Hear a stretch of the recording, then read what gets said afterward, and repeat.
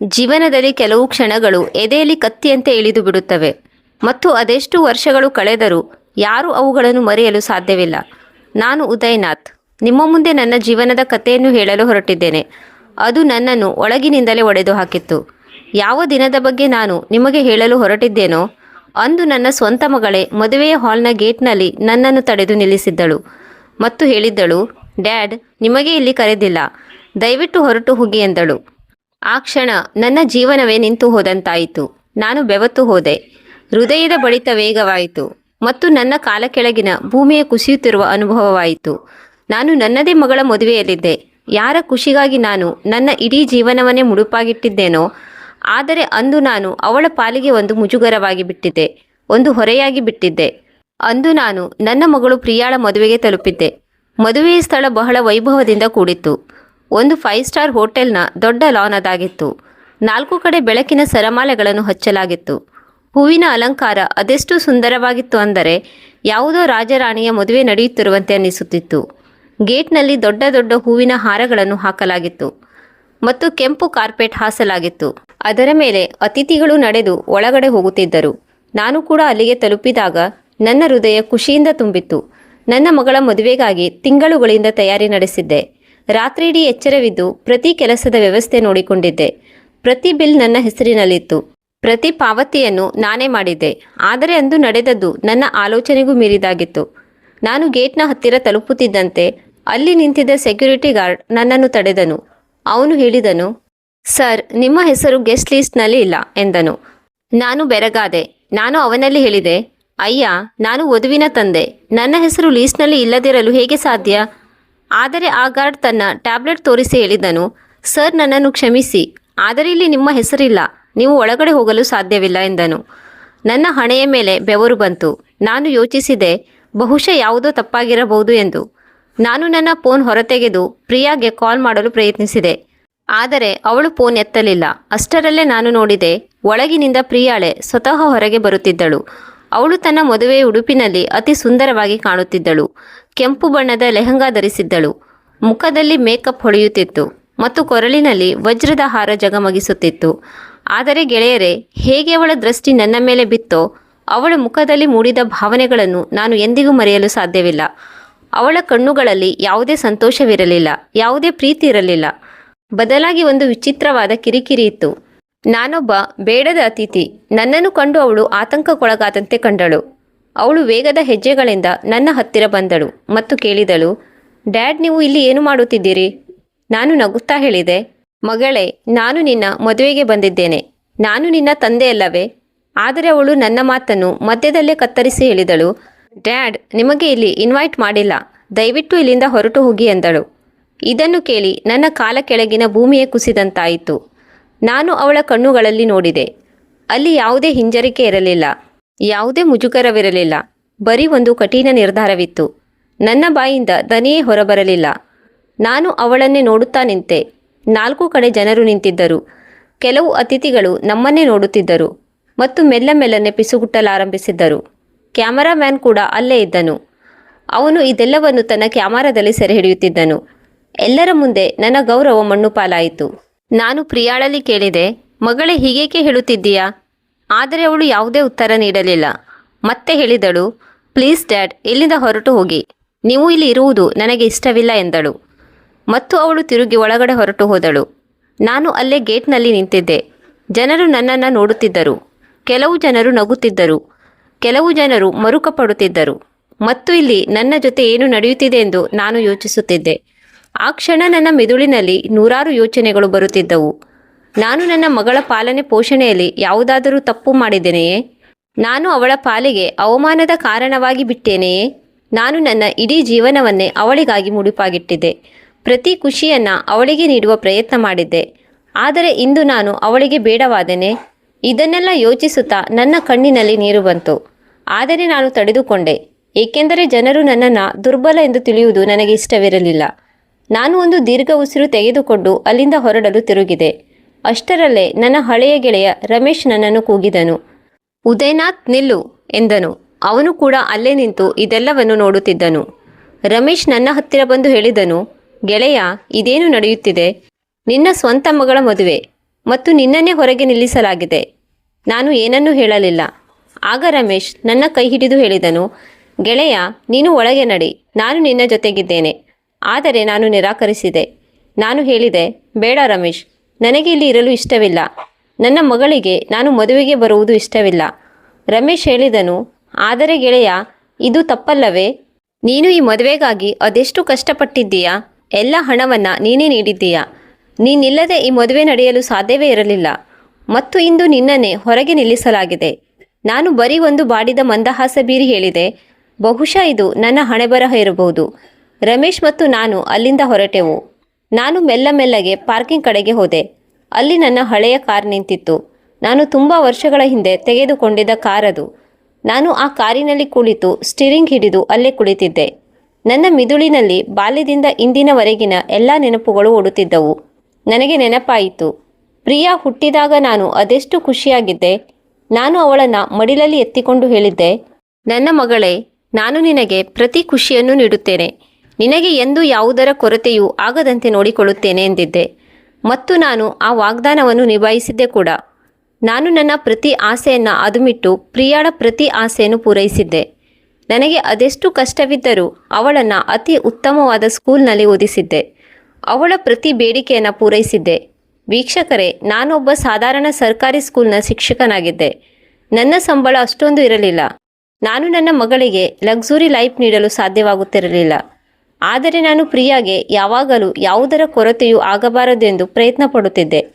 ಅವಳು ಸಣ್ಣವಳಿದ್ದಾಗ ನಾನು ಅವಳನ್ನು ಸೈಕಲ್ ಮೇಲೆ ಕೂರಿಸಿಕೊಂಡು ಸ್ಕೂಲ್ಗೆ ಬಿಡಲು ಹೋಗುತ್ತಿದ್ದೆ. ಮಳೆಯಲ್ಲಿ ನೆನೆಯುತ್ತಾ ನಾನು ಅವಳನ್ನು ಸ್ಕೂಲಿಗೆ ಕರೆದೊಯ್ಯುತ್ತಿದ್ದೆ, ಏಕೆಂದರೆ ಅವಳಿಗೆ ಅವಳ ಓದಿನಲ್ಲಿ ಯಾವುದೇ ಅಡೆತಡೆ ಬರಬಾರದು ಎಂದು. ಅವಳು ದೊಡ್ಡವಳಾದಾಗ ಹೇಳಿದಳು, ಪಪ್ಪ, ನನಗೆ ಕಂಪ್ಯೂಟರ್ ಬೇಕು ಎಂದು. ಆ ಸಮಯದಲ್ಲಿ ಕಂಪ್ಯೂಟರ್ಗಳು ಬಹಳ ದುಬಾರಿಯಾಗಿದ್ದವು.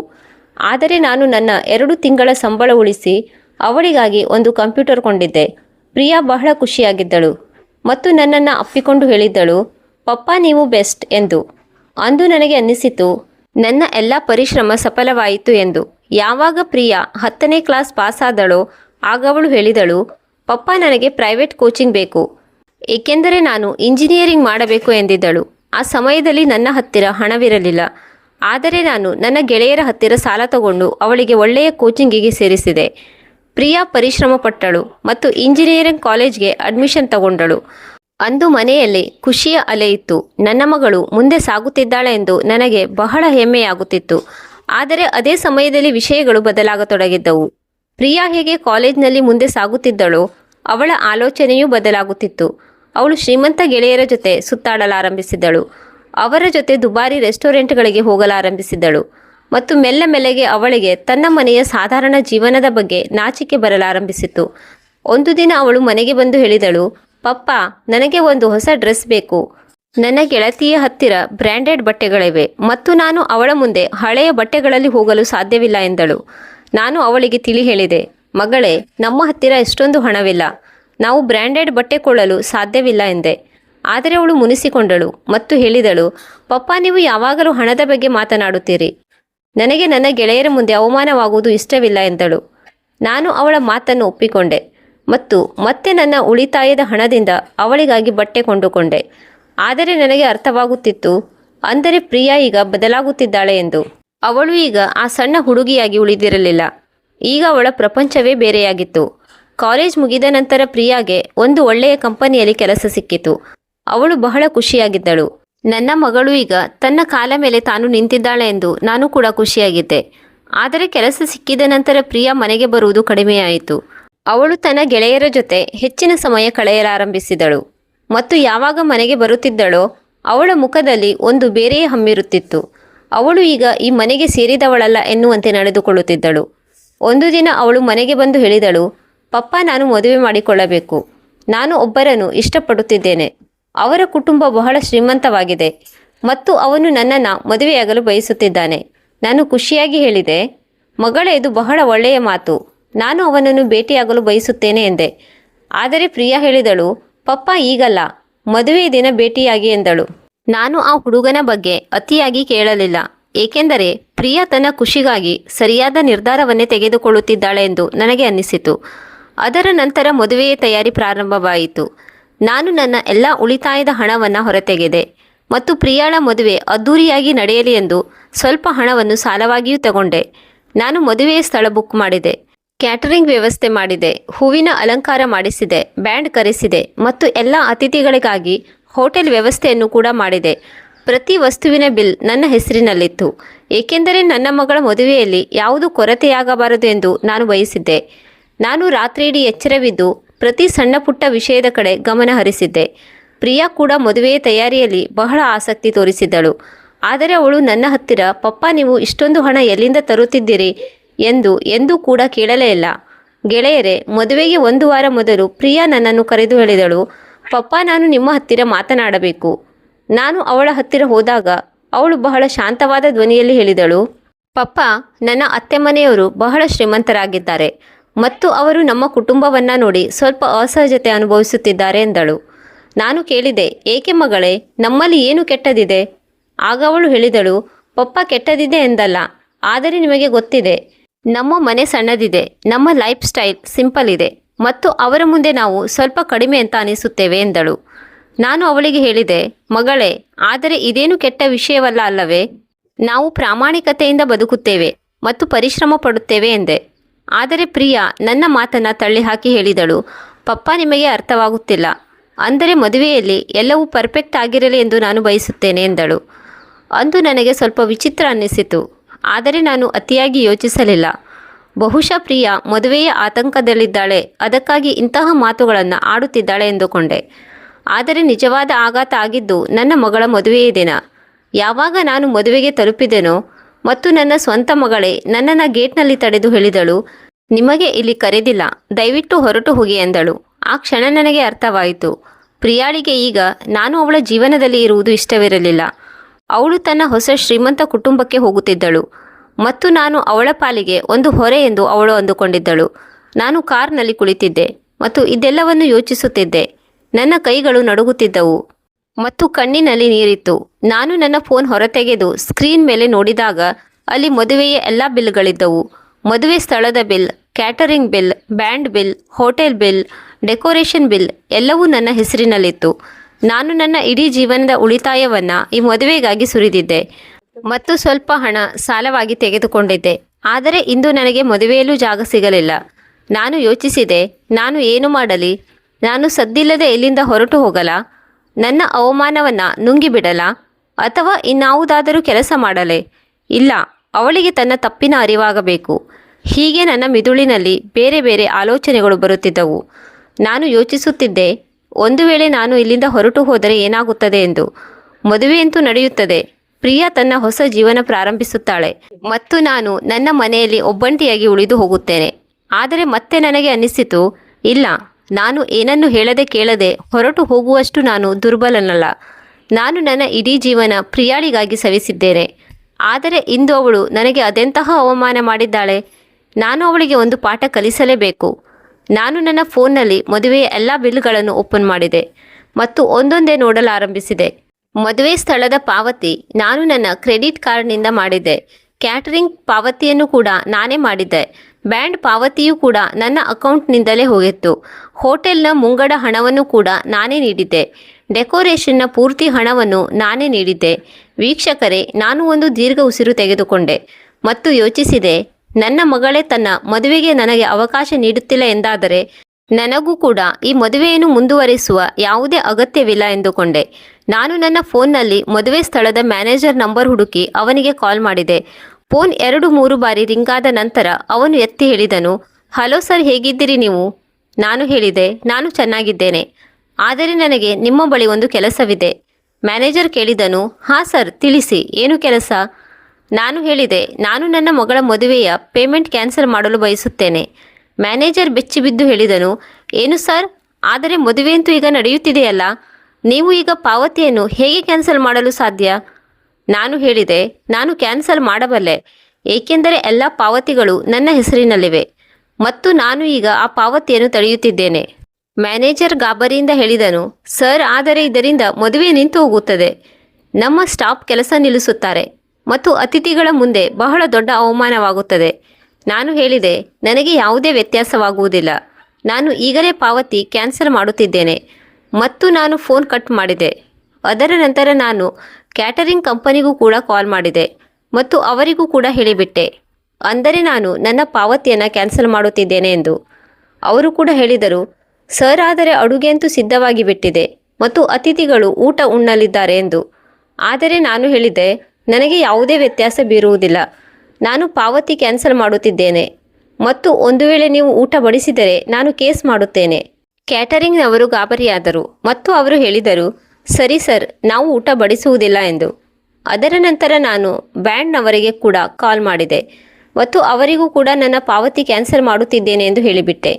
ಬ್ಯಾಂಡ್ನವರು ಕೂಡ ಹೇಳಿದರು, ಸರ್ ಆದರೆ ನಾವಂತೂ ಈ ಪರ್ಫಾರ್ಮ್ ಮಾಡುತ್ತಿದ್ದೇವಲ್ಲ. ಆದರೆ ನಾನು ಹೇಳಿದೆ, ನನಗೆ ಯಾವುದೇ ವ್ಯತ್ಯಾಸ ಬೀರುವುದಿಲ್ಲ. ನೀವು ಮ್ಯೂಸಿಕ್ ಬಂದ್ ಮಾಡಿ ಮತ್ತು ಅಲ್ಲಿಂದ ಹೊರಟು ಹೋಗಿ. ಅದರ ನಂತರ ನಾನು ಹೋಟೆಲ್ಗೂ ಕೂಡ ಕಾಲ್ ಮಾಡಿದೆ ಮತ್ತು ಅವರಿಗೂ ಕೂಡ ಹೇಳಿಬಿಟ್ಟೆ, ಅಂದರೆ ನಾನು ನನ್ನ ಬುಕ್ಕಿಂಗ್ ಕ್ಯಾನ್ಸಲ್ ಮಾಡುತ್ತಿದ್ದೇನೆ ಎಂದು. ಹೋಟೆಲ್ನವರು ಹೇಳಿದರು, ಸರ್ ಆದರೆ ನಿಮ್ಮ ಅತಿಥಿಗಳಂತೂ ಹೋಟೆಲ್ನಲ್ಲಿ ಚೆಕ್ ಇನ್ ಆಗಿದ್ದಾರಲ್ಲ. ಆದರೆ ನಾನು ಹೇಳಿದೆ, ನನಗೆ ಯಾವುದೇ ವ್ಯತ್ಯಾಸ ಬೀರುವುದಿಲ್ಲ. ನಾನು ಬುಕ್ಕಿಂಗ್ ಕ್ಯಾನ್ಸಲ್ ಮಾಡುತ್ತಿದ್ದೇನೆ ಮತ್ತು ನೀವು ಅವರನ್ನು ಅಲ್ಲಿಂದ ಹೊರಹಾಕಿ. ಹೋಟೆಲ್ನವರು ಗಾಬರಿಯಿಂದ ಹೇಳಿದರು, ಸರಿ ಸರ್, ನಾವು ಹಾಗೆಯೇ ಮಾಡುತ್ತೇವೆ. ವೀಕ್ಷಕರೇ, ನಾನು ಒಂದೊಂದೇ ಆಗಿ ಎಲ್ಲ ಪಾವತಿಗಳನ್ನು ಕ್ಯಾನ್ಸಲ್ ಮಾಡಿದೆ. ನನ್ನ ಹೃದಯ ವೇಗವಾಗಿ ಬಡಿಯುತ್ತಿತ್ತು. ಆದರೆ ನನಗೆ ತಿಳಿದಿತ್ತು ನಾನು ಮಾಡುತ್ತಿರುವುದು ಸರಿಯಿದೆ ಎಂದು. ನನ್ನ ಮಗಳಿಗೆ ನಾನು ಅವಳ ಮದುವೆಗೆ ಬರುವುದು ಇಷ್ಟವಿಲ್ಲವೆಂದ ಮೇಲೆ ನಾನು ಕೂಡ ಈ ಮದುವೆಯನ್ನು ನಡೆಯಲು ಬಿಡುವ ಯಾವುದೇ ಅಗತ್ಯವಿಲ್ಲ. ನಾನು ನನ್ನ ಫೋನ್ ಪಕ್ಕಕ್ಕೇರಿಸಿದೆ ಮತ್ತು ಕಾರ್ನಲ್ಲಿ ಕುಳಿತು ಕಾಯಲಾರಂಭಿಸಿದೆ. ನನಗೆ ತಿಳಿದಿತ್ತು ಈಗ ಮದುವೆ ಸ್ಥಳದಲ್ಲಿ ಗದ್ದಲ ಉಂಟಾಗುತ್ತದೆ ಮತ್ತು ಪ್ರಿಯಾಗೆ ಅವಳು ಅದೆಷ್ಟು ದೊಡ್ಡ ತಪ್ಪು ಮಾಡಿದ್ದಾಳೆ ಎಂದು ಅರಿವಾಗುತ್ತದೆ. ಅಂದರೆ ಸರಿಸುಮಾರು 15 ನಿಮಿಷದ ನಂತರ ನನ್ನ ಫೋನ್ ರಿಂಗಣಿಸಿತು. ನಾನು ನೋಡಿದೆ, ಪ್ರಿಯಾಳ ನಂಬರ್ ಇತ್ತು. ಆದರೆ ನಾನು ಫೋನ್ ಎತ್ತಲಿಲ್ಲ. ಸುಮಾರು 10 ಬಾರಿ ಫೋನ್ ಬಂತು, ಆದರೆ ನಾನು ಒಂದೇ ಒಂದು ಬಾರಿಯೂ ಎತ್ತಲಿಲ್ಲ. ಅಷ್ಟರಲ್ಲೇ ನನಗೆ ಮದುವೆ ಸ್ಥಳದ ಒಳಗಿನಿಂದ ಗದ್ದಲ ಕೇಳಲಾರಂಭಿಸಿತು. ನಾನು ಕಾರ್ನಿಂದ ಹೊರಗೆ ಬಂದೆ ಮತ್ತು ಗೇಟ್ ಕಡೆಗೆ ನೋಡಿದಾಗ ಅಲ್ಲಿ ಅಸ್ತವ್ಯಸ್ತ ವಾತಾವರಣ ಉಂಟಾಗಿತ್ತು. ಅತಿಥಿಗಳು ಆತಂಕಗೊಂಡಂತೆ ಕಾಣುತ್ತಿದ್ದರು. ಕೆಲವು ಜನರು ಹೊರಗೆ ಬರುತ್ತಿದ್ದರು ಮತ್ತು ಕೆಲವು ಜನರು ಫೋನ್ನಲ್ಲಿ ಮಾತನಾಡುತ್ತಿದ್ದರು. ನಾನು ನೋಡಿದೆ, ಅಂದರೆ ಮದುವೆ ಸ್ಥಳದ ಮ್ಯಾನೇಜರ್ ಪ್ರಿಯಾ ಜೊತೆ ಮಾತನಾಡುತ್ತಿದ್ದನು ಮತ್ತು ಪ್ರಿಯಾಳ ಮುಖ ಪೂರ್ತಿಯಾಗಿ ಬಿಳುಚಿಕೊಂಡಿತ್ತು. ಅವಳ ಕಣ್ಣುಗಳಲ್ಲಿ ಗಾಬರಿ ಇತ್ತು. ಅವಳು ತನ್ನ ಫೋನ್ನಲ್ಲಿ ಏನೋ ನೋಡುತ್ತಿದ್ದಳು ಮತ್ತು ಮ್ಯಾನೇಜರ್ ಹತ್ತಿರ ಏನೋ ಕೇಳುತ್ತಿದ್ದಳು. ಮ್ಯಾನೇಜರ್ ಅವಳಿಗೆ ಏನೋ ತಿಳಿ ಹೇಳಿದನು ಮತ್ತು ಪ್ರಿಯಾ ಯಾರನ್ನೋ ಹುಡುಕುತ್ತಿರುವಂತೆ 4 ಕಡೆ ನೋಡಿದಳು. ಅಷ್ಟರಲ್ಲೇ ಕ್ಯಾಟ್ರಿಂಗ್ನವರು ಕೂಡ ಒಳಗೆ ಹೋದರು ಮತ್ತು ಅವರು ಊಟ ಬಡಿಸುವುದಿಲ್ಲ ಎಂದು ಪ್ರಿಯಾಳಿಗೆ ತಿಳಿಸಿದರು. ಪ್ರಿಯಾ ಅವರಲ್ಲಿ ಹೇಳಿದಳು, ಆದರೆ ಅತಿಥಿಗಳು ಹಸಿದಿದ್ದಾರೆ, ನೀವು ಊಟ ನೀಡಿ. ಆದರೆ ಕ್ಯಾಟ್ರಿಂಗ್ನವರು ನಿರಾಕರಿಸಿದರು. ಅದರ ನಂತರ ಬ್ರ್ಯಾಂಡ್ನವರು ಕೂಡ ತಮ್ಮ ಸಾಮಾನುಗಳನ್ನು ಪ್ಯಾಕ್ ಮಾಡಲು ಪ್ರಾರಂಭಿಸಿದರು ಮತ್ತು ಮ್ಯೂಸಿಕ್ ಬಂದ್ ಮಾಡಿದರು. ಅತಿಥಿಗಳು ಬೆರಗಾಗಿದ್ದರು. ಕೆಲವು ಜನರು ತಮ್ಮೊಳಗೆ ಪಿಸುಗುಟ್ಟಲಾರಂಭಿಸಿದರು. ಬಹುಶಃ ಹಣದ ಯಾವುದೋ ಪ್ರಾಬ್ಲಮ್ ಇರಬಹುದು ಎಂದು ಮಾತನಾಡುತ್ತಿದ್ದರು. ಪ್ರಿಯಾಳ ಅತ್ತೆ ಮನೆಯವರು ಕೂಡ ಆತಂಕಗೊಂಡಂತೆ ಕಾಣುತ್ತಿದ್ದರು. ಇದೆಲ್ಲ ಏನು ನಡೆಯುತ್ತಿದೆ ಎಂದು ಅವರು ಪ್ರಿಯಾಳಲ್ಲಿ ಕೇಳಿದರು. ಆದರೆ ಪ್ರಿಯಾಳ ಹತ್ತಿರ ಯಾವುದೇ ಉತ್ತರವಿರಲಿಲ್ಲ. ಪ್ರಿಯಾ ಅಳಲಾರಂಭಿಸಿದಳು. ಅವಳ ಕಣ್ಣೀರು ಮೇಕಪ್ ಜೊತೆ ಸೇರಿ ಅವಳ ಕೆನ್ನೆಗಳ ಮೇಲೆ ಹರಿಯುತ್ತಿತ್ತು. ಅವಳು ತನ್ನ ಫೋನ್ನಿಂದ ಪದೇ ಪದೇ ನನಗೆ ಕಾಲ್ ಮಾಡುತ್ತಿದ್ದಳು. ಆದರೆ ನಾನು ಬೇಕಂದೇ ಫೋನ್ ಎತ್ತುತ್ತಿರಲಿಲ್ಲ. ಅವಳು ಅರ್ಥ ಮಾಡಿಕೊಳ್ಳಬೇಕು ಎಂದು ನಾನು ಬಯಸಿದ್ದೆ. ಅಷ್ಟರಲ್ಲೇ ಮದುವೆ ಸ್ಥಳದ ಮ್ಯಾನೇಜರ್ ಮೈಕ್ನಲ್ಲಿ ಘೋಷಣೆ ಮಾಡಿದನು. ಅತಿಥಿಗಳಲ್ಲಿ ಕ್ಷಮೆ ಕೇಳುತ್ತಾ ಹೇಳಿದರು, ಕೆಲವು ತಾಂತ್ರಿಕ ತೊಂದರೆಗಳ ಕಾರಣದಿಂದ ಮದುವೆಯಲ್ಲಿ ಸ್ವಲ್ಪ ತಡವಾಗಬಹುದು. ದಯವಿಟ್ಟು ತಾವೆಲ್ಲರೂ ತಾಳ್ಮೆಯಿಂದಿರಿ ಎಂದರು.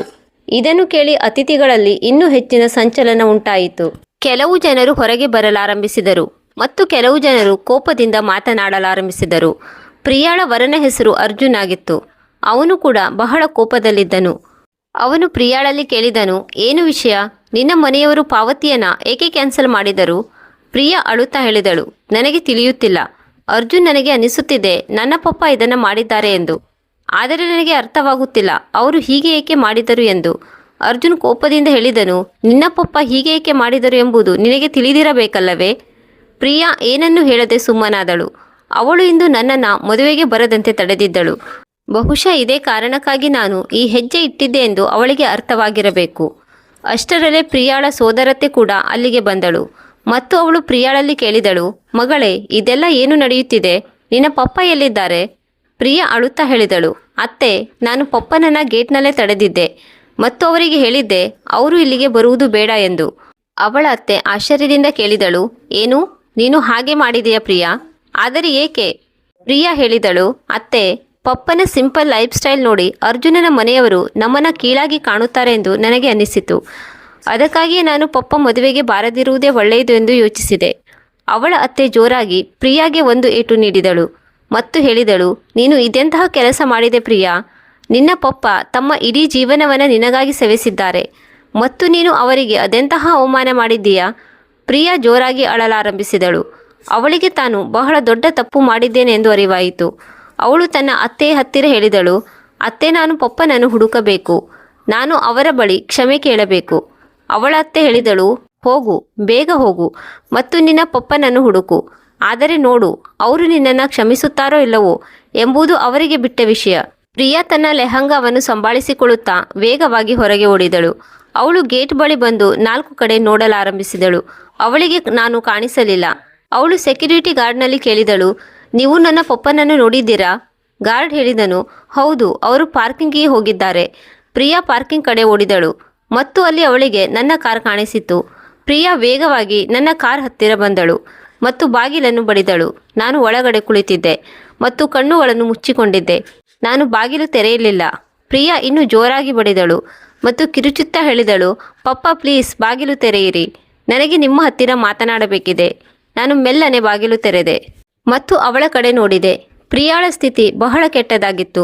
ಅವಳ ಕಣ್ಣುಗಳು ಕೆಂಪಾಗಿದ್ದವು, ಮುಖದ ಮೇಲೆ ಕಣ್ಣೀರಿನ ಗುರುತುಗಳಿದ್ದವು ಮತ್ತು ಅವಳು ಏದುಸಿರು ಬಿಡುತ್ತಿದ್ದಳು.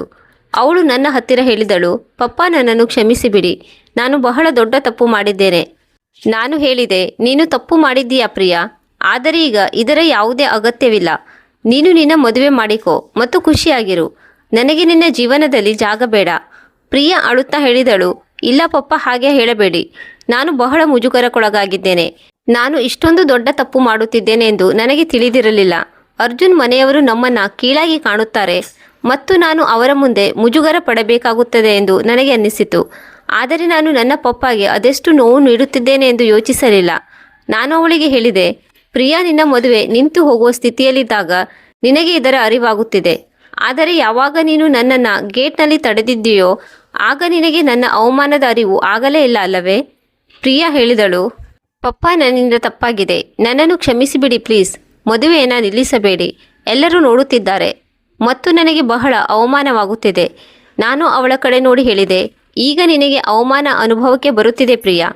ಗೇಟ್ನಲ್ಲಿ ನನ್ನನ್ನು ನಿಲ್ಲಿಸಿದಾಗ ನನಗಾದ ಅವಮಾನದ ಬಗ್ಗೆ ನೀನು ಯೋಚಿಸಲೇ ಇಲ್ಲ. ಪ್ರಿಯಾ ಅಳುತ್ತಲೇ ಇದ್ದಳು ಮತ್ತು ಹೇಳಿದಳು, ಪಪ್ಪ, ನನ್ನನ್ನು ಕ್ಷಮಿಸಿಬಿಡಿ. ನಾನು ನಿಮ್ಮ ಪಾದಕ್ಕೆ ಬೀಳುತ್ತೇನೆ. ಪ್ಲೀಸ್ ಮದುವೆ ನಿಲ್ಲಿಸಬೇಡಿ. ಮತ್ತು ಅವಳು ನಿಜವಾಗಿಯೂ ನನ್ನ ಕಾಲಿಗೆ ಬಿದ್ದಳು. ಆ ಕ್ಷಣ ನನ್ನ ಹೃದಯಕ್ಕೆ ಬಹಳ ನೋವಾಯಿತು. ಆದರೆ ನನಗೆ ತಿಳಿದಿತ್ತು, ಒಂದು ವೇಳೆ ನಾನು ಈಗ ಮೆತ್ತಗಾದರೆ ಪ್ರಿಯಾ ಪಾಠ ಕಲಿಯುವುದಿಲ್ಲ. ನಾನು ಅವಳನ್ನು ಎಬ್ಬಿಸಿ ಹೇಳಿದೆ, ಪ್ರಿಯಾ ಏಳು, ನಾನು ನಿನಗೆ ಬರೀ ಒಂದು ಪ್ರಶ್ನೆ ಕೇಳಲು ಬಯಸುತ್ತೇನೆ. ಪ್ರಿಯಾ ಕಣ್ಣೀರು ಒರೆಸುತ್ತಾ ಹೇಳಿದಳು, ಹೌದು ಪಪ್ಪ, ಕೇಳಿ. ನಾನು ಅವಳ ಕಣ್ಣಲ್ಲಿ ಕಣ್ಣಿಟ್ಟು ಕೇಳಿದೆ, ನಾನು ನಿನ್ನ ತಂದೆಯೋ ಅಥವಾ ಒಂದು ATM ಮಷೀನೋ? ನಿನಗೆ ಬೇಕಾದಾಗ ಹಣ ತೆಗೆದು ಅಗತ್ಯ ಮುಗಿದಾಗ ಪಕ್ಕಕ್ಕೆ ಸರಿಸುತ್ತೀಯಾ? ಪ್ರಿಯಾ ಏನನ್ನೂ ಹೇಳಲಿಲ್ಲ, ಸುಮ್ಮನಾದಳು. ಅವಳ ಹತ್ತಿರ ಯಾವುದೇ ಉತ್ತರವಿರಲಿಲ್ಲ. ನಾನು ಮತ್ತೆ ಹೇಳಿದೆ, ಪ್ರಿಯಾ, ನಾನು ನನ್ನ ಇಡೀ ಜೀವನ ನಿನಗಾಗಿ ಸವೆಸಿದೆ. ಪ್ರತಿ ಖುಷಿಯನ್ನು ನಿನಗೆ ನೀಡುವ ಪ್ರಯತ್ನ ಮಾಡಿದೆ. ನಿನಗೆ ಯಾವುದೇ ತೊಂದರೆಯಾಗಬಾರದು ಎಂದು ಪ್ರತಿ ಕಷ್ಟವನ್ನು ನಾನೇ ಅನುಭವಿಸಿದೆ. ಆದರೆ ಇಂದು ನೀನು ನನಗೆ ಅರಿವು ಮೂಡಿಸಿದೆ. ಅಂದರೆ ನಾನು ನಿನ್ನ ಪಾಲಿಗೆ ಬರೀ ಒಬ್ಬ ಹಣ ನೀಡುವವನು ಅಷ್ಟೇ. ಪ್ರಿಯಾ ಅಳುತ್ತಾ ಹೇಳಿದಳು, ಇಲ್ಲ ಪಪ್ಪ, ಹಾಗೇನೂ ಇಲ್ಲ. ನಾನು ನಿಮ್ಮನ್ನು ಬಹಳ ಪ್ರೀತಿಸುತ್ತೇನೆ. ನಾನು ಬರೀ ಒಂದು ತಪ್ಪು ಮಾಡಿದ್ದೇನೆ. ಪ್ಲೀಸ್ ನನ್ನನ್ನು ಕ್ಷಮಿಸಿಬಿಡಿ. ನಾನು ಹೇಳಿದೆ, ಪ್ರೀತಿ ಬರೀ ಶಬ್ದಗಳಿಂದ ಆಗುವುದಿಲ್ಲ ಪ್ರಿಯಾ. ಪ್ರೀತಿಯಲ್ಲಿ ಗೌರವವೂ ಇರುತ್ತದೆ ಮತ್ತು ನೀನು ಇಂದು ನನ್ನ ಗೌರವವನ್ನು ಉಳಿಸಿಲ್ಲ. ನೀನು ನನ್ನನ್ನು ನಿನ್ನ ಮದುವೆಯಿಂದಲೇ ಹೊರಹಾಕಿದೆ, ಏಕೆಂದರೆ ನಾನು ನಿನ್ನ ಗೌರವವನ್ನು ಕಡಿಮೆ ಮಾಡುತ್ತೇನೆ ಎಂದು ನಿನಗೆ ಅನ್ನಿಸಿತು. ಆದರೆ ನನ್ನ ಗೌರವ ಏನಾಗುತ್ತದೆ ಎಂದು ನೀನು ಯೋಚಿಸಲಿಲ್ಲ ಪ್ರಿಯಾ. ಪ್ರಿಯಾ ಹೇಳಿದಳು, ಪಪ್ಪ, ನನ್ನನ್ನು ನಿಜವಾಗಿಯೂ ಕ್ಷಮಿಸಿಬಿಡಿ. ನಾನು ನಿಮಗೆ ವಾಗ್ದಾನ ನೀಡುತ್ತೇನೆ, ಅಂದರೆ ಇಂದಿನ ನಂತರ ನಾನು ಎಂದೂ ಇಂತಹ ತಪ್ಪು ಮಾಡುವುದಿಲ್ಲ. ನಾನು ಯಾವಾಗಲೂ ನಿಮ್ಮನ್ನು ಗೌರವಿಸುತ್ತೇನೆ ಮತ್ತು ನಿಮ್ಮನ್ನು ನನ್ನ ಜೀವನದಲ್ಲಿ ಎಲ್ಲಕ್ಕಿಂತ ಮೇಲೆ ಇರಿಸುತ್ತೇನೆ. ಅಷ್ಟರಲ್ಲೇ ಅಲ್ಲಿ ಪ್ರಿಯಾಳ ಅತ್ತೆ ಕೂಡ ಬಂದಳು ಮತ್ತು ಅವಳು ನನ್ನ ಹತ್ತಿರ ಹೇಳಿದಳು, ನೋಡಿ ಅಣ್ಣ, ಮಗಳು ತಪ್ಪು ಮಾಡಿದ್ದಾಳೆ. ಆದರೆ ಈಗ ಅವಳಿಗೆ ಅರ್ಥವಾಗಿದೆ. ಪ್ಲೀಸ್ ಅವಳನ್ನು ಕ್ಷಮಿಸಿಬಿಡಿ ಮತ್ತು ಮದುವೆಯನ್ನು ನಿಲ್ಲಿಸಬೇಡಿ. ಅಲ್ಲಿ ಎಲ್ಲರೂ ನೋಡುತ್ತಿದ್ದಾರೆ ಮತ್ತು ಒಂದು ವೇಳೆ ಮದುವೆ ನಿಂತು ಹೋದರೆ ಪ್ರಿಯಾಳ ಇಡೀ ಜೀವನ ಹಾಳಾಗಿ ಹೋಗುತ್ತದೆ. ನಾನು ಅವಳ ಕಡೆ ನೋಡಿ ಹೇಳಿದೆ, ನಾನು ಕೂಡ ಇದನ್ನೇ ಯೋಚಿಸುತ್ತಿದ್ದೆ. ನನ್ನನ್ನು ಗೇಟ್ನಲ್ಲಿ ತಡೆದು ನಿಲ್ಲಿಸಿದಾಗ ನನ್ನ ಜೀವನ ಏನಾಗುತ್ತದೆ ಯಾರೂ ಯೋಚಿಸಲಿಲ್ಲ. ಆಗ ಅವರು ಹೇಳಿದರು, ನಿಮ್ಮ ಮಗಳಿಂದ ತಪ್ಪಾಗಿದೆ, ಆದರೆ ಈಗ ಪ್ಲೀಸ್ ಈ ತಪ್ಪನ್ನು ತಿದ್ದಿಕೊಳ್ಳುವ ಒಂದು ಅವಕಾಶ ನೀಡಿ. ನಾನು ದೀರ್ಘ ಉಸಿರು ತೆಗೆದುಕೊಂಡೆ ಮತ್ತು ಯೋಚಿಸಿದೆ, ನಾನು ಪ್ರಿಯಾಳನ್ನು ಕ್ಷಮಿಸಬೇಕೇ ಅಥವಾ ಅವಳಿಗೆ ಒಂದು ಪಾಠ ಕಲಿಸಬೇಕೇ? ನನಗೆ ತಿಳಿದಿತ್ತು, ಒಂದು ವೇಳೆ ನಾನು ಈಗ ಮದುವೆ ನಿಲ್ಲಿಸಿದರೆ ಪ್ರಿಯಾಳ ಜೀವನ ಹಾಳಾಗುತ್ತದೆ, ಅವಳ ಮದುವೆ ಮುರಿದು ಹೋಗುತ್ತದೆ ಮತ್ತು ಸಮಾಜದಲ್ಲಿ ಅವಳಿಗೆ ಅವಮಾನವಾಗುತ್ತದೆ. ಆದರೆ ನನಗೆ ಇದು ತಿಳಿದಿತ್ತು, ಒಂದು ವೇಳೆ ನಾನು ಅವಳನ್ನು ಇಷ್ಟೊಂದು ಸುಲಭವಾಗಿ ಕ್ಷಮಿಸಿಬಿಟ್ಟರೆ ಆಗ ಅವಳಿಗೆ ತನ್ನ ತಪ್ಪಿನ ಅರಿವು ಆಗುವುದಿಲ್ಲ. ಅದಕ್ಕಾಗಿಯೇ ನಾನು ಒಂದು ನಿರ್ಧಾರ ತೆಗೆದುಕೊಂಡೆ. ನಾನು ಪ್ರಿಯಾ ಹತ್ತಿರ ಹೇಳಿದೆ, ಸರಿ, ನಾನು ಮದುವೆಯನ್ನು ಮುಂದೆ ಸಾಗಲು ಬಿಡುತ್ತೇನೆ, ಆದರೆ ಒಂದೇ ಷರತ್ತಿನ ಮೇಲೆ. ಪ್ರಿಯಾ ತಕ್ಷಣ ಹೇಳಿದಳು, ಹೌದು ಪಪ್ಪ, ತಿಳಿಸಿ, ನಾನು ಏನನ್ನಾದರೂ ಮಾಡುತ್ತೇನೆ. ನಾನು ಹೇಳಿದೆ, ನೀನು ಈಗ ಎಲ್ಲರ ಮುಂದೆ ಮೈಕ್ನಲ್ಲಿ ಇದನ್ನು ತಿಳಿಸಬೇಕು. ಅಂದರೆ ನೀನು ನಿನ್ನ ತಂದೆಯ ಜೊತೆ ಹೇಗೆ ನಡೆದುಕೊಂಡೆ ಮತ್ತು ನಿನಗೆ ಈಗ ನಿನ್ನ ತಪ್ಪಿನ ಅರಿವಾಗಿದೆ ಎಂದು ಎಲ್ಲರ ಮುಂದೆ ಹೇಳಬೇಕು. ಪ್ರಿಯಾ ಗಾಬರಿಯಾದಳು.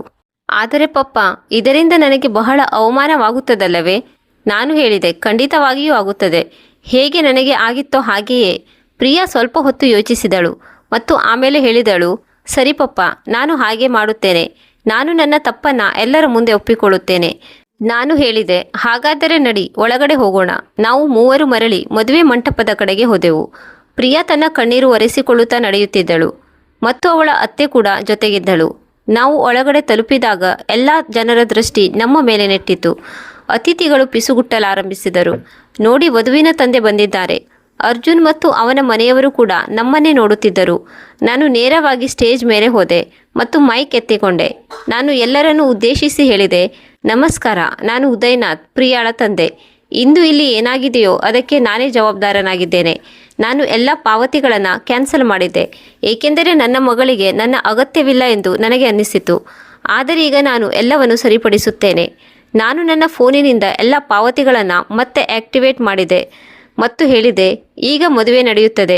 ಅದರ ನಂತರ ನಾನು ಮೈಕ್ ಪ್ರಿಯಾಳಿಗೆ ನೀಡಿದೆ. ಪ್ರಿಯಾ ನಡುಗುವ ಕೈಗಳಿಂದ ಮೈಕ್ ಹಿಡಿದುಕೊಂಡಳು ಮತ್ತು ಎಲ್ಲರ ಮುಂದೆ ನಿಂತಳು. ಅವಳ ಕಣ್ಣಿನಲ್ಲಿ ನೀರಿತ್ತು ಮತ್ತು ದನಿ ನಡುಗುತ್ತಿತ್ತು. ಅವಳು ಹೇಳಿದಳು, ಎಲ್ಲರಿಗೂ ನಮಸ್ಕಾರ, ನಾನು ಪ್ರಿಯಾ ಮತ್ತು ಇಂದು ನನಗೆ ನನ್ನ ಅತಿ ದೊಡ್ಡ ತಪ್ಪನ್ನು ಒಪ್ಪಿಕೊಳ್ಳಲು ಯಾವುದೇ ಮುಜುಗರವಿಲ್ಲ. ನಾನು ಇಂದು ನನ್ನ ಪಪ್ಪನನ್ನು ಮದುವೆಗೆ ಬಾರದಂತೆ ತಡೆದಿದ್ದೆ, ಏಕೆಂದರೆ ಅವರ ಸಿಂಪಲ್ ಲೈಫ್ ಸ್ಟೈಲ್ ನೋಡಿ ನನ್ನ ಅತ್ತೆ ಮನೆಯವರು ನನ್ನನ್ನು ಕೀಳಾಗಿ ಕಾಣುತ್ತಾರೆ ಎಂದು ನನಗೆ ಅನ್ನಿಸಿತು. ಆದರೆ ನನ್ನಿಂದ ದೊಡ್ಡ ತಪ್ಪಾಗಿದೆ.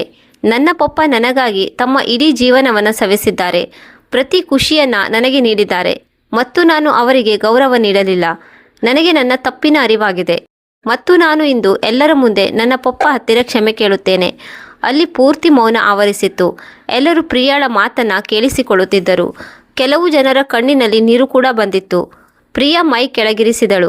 ನನ್ನ ಹತ್ತಿರ ಬಂದು ನನ್ನ ಕಾಲಿಗೆ ಬಿದ್ದಳು. ನಾನು ಅವಳನ್ನು ಎಬ್ಬಿಸಿದೆ ಮತ್ತು ಒಪ್ಪಿಕೊಂಡೆ. ನನ್ನ ಕಣ್ಣಿನಲ್ಲೂ ಕೂಡ ನೀರು ಬಂದಿತ್ತು. ನಾನು ಅವಳ ಹಣೆಯನ್ನು ಚುಂಬಿಸಿದೆ ಮತ್ತು ಹೇಳಿದೆ, ಮಗಳೇ, ನಾನು ನಿನ್ನನ್ನು ಕ್ಷಮಿಸುತ್ತೇನೆ, ಆದರೆ ನೆನಪಿಡು, ಸಂಬಂಧಗಳಲ್ಲಿ ಗೌರವ ಅತಿ ಮುಖ್ಯ. ಗೌರವವಿಲ್ಲದೆ ಯಾವುದೇ ಸಂಬಂಧ ಮುಂದೆ ಸಾಗುವುದಿಲ್ಲ. ಪ್ರಿಯಾ ತಲೆ ಆಡಿಸಿದಳು ಮತ್ತು ಹೇಳಿದಳು, ಹೌದು ಪಪ್ಪ, ನಾನು ಯಾವಾಗಲೂ ನೆನಪಿಡುತ್ತೇನೆ. ಅದರ ನಂತರ ಮದುವೆ ಮುಂದೆ ಸಾಗಿತು. ಕ್ಯಾಟ್ರಿಂಗ್ನವರು ಊಟ ಬಡಿಸಿದರು, ಬ್ಯಾಂಡ್ನವರು ಮ್ಯೂಸಿಕ್ ಶುರು ಮಾಡಿದರು ಮತ್ತು ಎಲ್ಲವೂ ಮತ್ತೆ ನಾರ್ಮಲ್ ಆಯಿತು. ಅರ್ಜುನ್ ನನ್ನ ಹತ್ತಿರ ಬಂದನು ಮತ್ತು ಹೇಳಿದನು, ಅಂಕಲ್, ನನ್ನನ್ನು ಕ್ಷಮಿಸಿಬಿಡಿ. ನನಗೆ ಪ್ರಿಯಾಳ ಈ ಕೃತ್ಯದ ಬಗ್ಗೆ ತಿಳಿದಿರಲಿಲ್ಲ. ಒಂದು ವೇಳೆ ನನಗೆ ತಿಳಿದಿದ್ದರೆ ನಾನು ಅವಳಿಗೆ ಎಂದೂ ಹೀಗೆ ಮಾಡಲು ಬಿಡುತ್ತಿರಲಿಲ್ಲ. ನಾನು ಅವನಲ್ಲಿ ಹೇಳಿದೆ, ಮಗನೇ, ಪರವಾಗಿಲ್ಲ, ಆದರೆ ನೀನು ಪ್ರಿಯಾಗೆ ಯಾವಾಗಲೂ ಇದನ್ನು ಕಲಿಸಿಕೊಡು. ಅಂದರೆ ತಂದೆ ತಾಯಿಯ ಗೌರವವೇ ಅತಿ ದೊಡ್ಡ ಧರ್ಮ. ಅರ್ಜುನ್ ಹೇಳಿದನು, ಹೌದು ಅಂಕಲ್, ನಾನು ಯಾವಾಗಲೂ ಗಮನ ಹರಿಸುತ್ತೇನೆ. ಮದುವೆಯ ನಂತರ ಪ್ರಿಯಾ ಹೊರಡುವಾಗ ನನ್ನನ್ನು ಅಪ್ಪಿಕೊಂಡಳು ಮತ್ತು ಅಳುತ್ತಾ ಹೇಳಿದಳು, ಪಪ್ಪ, ನಾನು ನಿಮ್ಮನ್ನು ಎಂದಿಗೂ ಮರೆಯುವುದಿಲ್ಲ ಮತ್ತು ಯಾವಾಗಲೂ ನಿಮ್ಮನ್ನು ಗೌರವಿಸುತ್ತೇನೆ.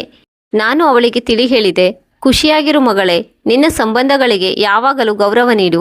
ಅಂದಿನ ನಂತರದಿಂದ ಪ್ರಿಯಾ ಬದಲಾಗಿದ್ದಳು. ಅವಳು ಪ್ರತಿ ವಾರ ನನ್ನನ್ನು ಭೇಟಿಯಾಗಲು ಬರುತ್ತಿದ್ದಳು, ನನ್ನ ಕ್ಷೇಮ ವಿಚಾರಿಸುತ್ತಿದ್ದಳು ಮತ್ತು ನನ್ನನ್ನು ತನ್ನ ಜೀವನದಲ್ಲಿ ಸೇರಿಸಿಕೊಂಡಿದ್ದಳು. ಅವಳಿಗೆ ಅರ್ಥವಾಗಿತ್ತು, ಅಂದರೆ ಹಣ ಮತ್ತು ಅಂತಸ್ತು ಎಲ್ಲವೂ ಆಗಿರುವುದಿಲ್ಲ. ಸಂಬಂಧಗಳಲ್ಲಿ ಗೌರವ ಮತ್ತು ಪ್ರೀತಿ ಇರುವುದು ಮುಖ್ಯವಾಗಿರುತ್ತದೆ. ಈ ಗತಿಯನ್ನು ನಿಮಗೆ ಹೇಳಲು ನನಗೆ ಬಹಳ ಖುಷಿಯಾಗುತ್ತಿದೆ, ಏಕೆಂದರೆ ಅಂದು ನಾನು ಸರಿಯಾದ ನಿರ್ಧಾರ ತೆಗೆದುಕೊಂಡಿದ್ದೆ. ಒಂದು ವೇಳೆ ನಾನು ಸದ್ದಿಲ್ಲದೆ ಮನೆಗೆ ಹೋಗಿದ್ದರೆ ಮತ್ತು ಏನನ್ನು ಮಾಡದಿದ್ದರೆ ಆಗ ಬಹುಶಃ ಪ್ರಿಯಾಗೆ ಎಂದೂ ತನ್ನ ತಪ್ಪಿನ ಅರಿವು ಆಗುತ್ತಿರಲಿಲ್ಲ. ಯಾರು ತಮ್ಮ ತಂದೆ ತಾಯಿಯನ್ನು ಗೌರವಿಸುವುದಿಲ್ಲವೋ ಅವರು ಯಾವುದೇ ಸಂಬಂಧಕ್ಕೆ ಅರ್ಹರಾಗಿರುವುದಿಲ್ಲ. ಹಣ ಮತ್ತು ಅಂತಸ್ತು ಎಲ್ಲವೂ ಮುಕ್ತಾಯವಾಗಬಹುದು, ಆದರೆ ತಂದೆ ತಾಯಿಯ ಪ್ರೀತಿ ಮತ್ತು ಆಶೀರ್ವಾದ ಯಾವಾಗಲೂ ಜೊತೆಗಿರುತ್ತದೆ. ಅದಕ್ಕಾಗಿಯೇ ನಾವು ಯಾವಾಗಲೂ ನಮ್ಮ ತಂದೆ ತಾಯಿಯನ್ನು ಗೌರವಿಸಬೇಕು, ಅವರನ್ನು ಮರ್ಯಾದೆಯಿಂದ ನಡೆಸಿಕೊಳ್ಳಬೇಕು ಮತ್ತು ಅವರನ್ನು ನಮ್ಮ ಜೀವನದಲ್ಲಿ ಎಲ್ಲಕ್ಕಿಂತ ಮೇಲೆ ಇರಿಸಬೇಕು. ಏಕೆಂದರೆ ಅವರೇ ನಮ್ಮನ್ನು ಈ ಪ್ರಪಂಚಕ್ಕೆ ತಂದಿದ್ದಾರೆ, ನಮ್ಮನ್ನು ಸಾಕಿದ್ದಾರೆ ಮತ್ತು ನಮ್ಮ ಪ್ರತಿ ಖುಷಿಗಾಗಿ ತಮ್ಮ ಖುಷಿಗಳನ್ನು ತ್ಯಾಗ ಮಾಡಿದ್ದಾರೆ. ಗೌರವವಿಲ್ಲದೆ ಯಾವುದೇ ಸಂಬಂಧ ಹೆಚ್ಚು ಕಾಲ ನಡೆಯುವುದಿಲ್ಲ. ಅದು ಪತಿ ಪತ್ನಿಯ ಸಂಬಂಧವಿರಲಿ, ಅಣ್ಣ ತಂಗಿಯರದಿರಲಿ ಅಥವಾ ತಂದೆ ತಾಯಿ ಮತ್ತು ಮಕ್ಕಳದಿರಲಿ. ಪ್ರತಿ ಸಂಬಂಧದ ಅಡಿಪಾಯ ಗೌರವದ ಮೇಲೆ ನಿಂತಿರುತ್ತದೆ. ಅದಕ್ಕಾಗಿಯೇ ಯಾವಾಗಲೂ ನಿಮ್ಮ ಸಂಬಂಧಗಳಿಗೆ ಗೌರವ ನೀಡಿ, ಪ್ರೀತಿ ನೀಡಿ ಮತ್ತು ಅವುಗಳನ್ನು ಆಧರಿಸಿ. ವೀಕ್ಷಕರೇ, ಇಂದಿನ ಪ್ರಪಂಚದಲ್ಲಿ ಜನರು ಹಣದ ಹಿಂದೆ ಅದೆಷ್ಟು ಓಡುತ್ತಿದ್ದಾರೆಂದರೆ ಅವರು ತಮ್ಮ ಸಂಬಂಧಗಳನ್ನೇ ಮರೆತು ಬಿಡುತ್ತಿದ್ದಾರೆ. ಅವರಿಗೆ ಅನ್ನಿಸುತ್ತಿದೆ ಹಣವೇ ಎಲ್ಲವೂ ಎಂದು, ಆದರೆ ಇದು ತಪ್ಪು. ಹಣ ಅಗತ್ಯ, ಆದರೆ ಹಣಕ್ಕಿಂತ ದೊಡ್ಡದು ಅಂದರೆ ಸಂಬಂಧಗಳ ಪ್ರೀತಿ ಮತ್ತು ಗೌರವ. ಒಂದು ವೇಳೆ ನಿಮ್ಮ ಹತ್ತಿರ ಇಡೀ ಜಗತ್ತಿನ ಹಣವಿದ್ದರೂ ಕೂಡ ನಿಮ್ಮ ಸಂಬಂಧಗಳು ಹದಗೆಟ್ಟಿದ್ದರೆ ಆ ಹಣಕ್ಕೆ ಯಾವುದೇ ಅರ್ಥವಿರುವುದಿಲ್ಲ. ಅದಕ್ಕಾಗಿಯೇ ಯಾವಾಗಲೂ ನಿಮ್ಮ ಸಂಬಂಧಗಳಿಗೆ ಮೊದಲ ಆದ್ಯತೆ ನೀಡಿ ಮತ್ತು ಅವುಗಳನ್ನು ಕಾಪಾಡಿಕೊಳ್ಳಿ. ಏಕೆಂದರೆ ಒಂದು ಬಾರಿ ಸಂಬಂಧಗಳು ಮುರಿದು ಹೋದರೆ ಅವುಗಳನ್ನು ಮತ್ತೆ ಕೂಡಿಸುವುದು ಬಹಳ ಕಷ್ಟವಾಗುತ್ತದೆ. ನಾನು ನನ್ನ ಕಥೆಯ ಮೂಲಕ ನಿಮಗೆ ಇದನ್ನು ಕೂಡ ತಿಳಿಸಲು ಬಯಸುತ್ತೇನೆ. ಕೆಲವೊಮ್ಮೆ ನಾವು ನಮ್ಮ ಪ್ರೀತಿ ಪಾತ್ರರಿಗೆ ತಮ್ಮ ತಪ್ಪಿನ ಅರಿವು ಮೂಡಿಸಲು ಕಠಿಣ ನಿರ್ಧಾರಗಳನ್ನು ತೆಗೆದುಕೊಳ್ಳಬೇಕಾಗುತ್ತದೆ. ಆದರೆ ಆ ಕಠಿಣತೆ ಪ್ರೀತಿಯಿಂದ ತುಂಬಿರಬೇಕು. ಹಾಗಾದರೆ ನಿಮಗೆ ಈ ಕತೆ ಹೇಗನಿಸಿತು? ಕಮೆಂಟ್ ಬಾಕ್ಸ್ನಲ್ಲಿ ಖಂಡಿತ ತಿಳಿಸಿ ಮತ್ತು ಚಾನಲ್ ಸಬ್ಸ್ಕ್ರೈಬ್ ಮಾಡುವುದನ್ನು ಮರೆಯಬೇಡಿ. ಇನ್ನೊಂದು ಕಥೆಯೊಂದಿಗೆ ಮತ್ತೆ ಭೇಟಿಯಾಗೋಣ. ಅಲ್ಲಿವರೆಗೆ ನಿಮ್ಮ ಮತ್ತು ನಿಮ್ಮ ಕುಟುಂಬದ ಕಾಳಜಿ ವಹಿಸಿ, ನಿಮ್ಮ ತಂದೆ ತಾಯಿಯನ್ನು ಗೌರವಿಸಿ ಮತ್ತು ಯಾವಾಗಲೂ ಖುಷಿಯಾಗಿರಿ. ಧನ್ಯವಾದಗಳು.